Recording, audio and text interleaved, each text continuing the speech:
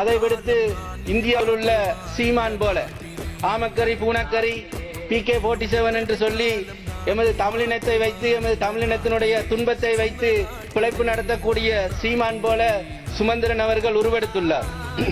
இலங்கையுடைய சீமான், அதாவது தமிழர்களுடைய சீமான் என்றுதான் அவரை சொல்ல வேண்டும். விளைந்த நெல் வயலுக்குள் மாட்டை இறக்கி உழவடிக்கிறார். யார் நீங்க தெரிஞ்சுக்கணும் சொல்றாரு எங்க அண்ணன். படிக்கும் போது கூட விளையாட்டுக்கு கூட என் நண்பர்களை நான் பிடிச்சு தள்ளியிருக்கிறேன். அந்த மகன் கையில துவக்கை கொடுத்தது யார்? நெருக்கமான நண்பர்களை கூட ஓடாவாடா என்று பேசியதில்லை.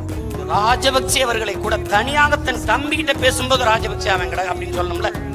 ராஜபக்சே அவர்கள் மகிந்தவர்கள் ராஜபக்சே அப்படிப்பட்ட ஒரு பண்பாளனை தமிழின வரலாற்றில் நீங்க பாக்குறது ரொம்ப கிடையாது. இனி ஒரு மகனை இந்த இனம் பிரசவிக்குங்கிற நம்பிக்கை எனக்கு இல்லை. காலம் அது தீர்மானிக்க வேண்டும். நான் அறிந்தவரை என் தலைவனுடைய வீழ்ச்சிக்கு காரணம்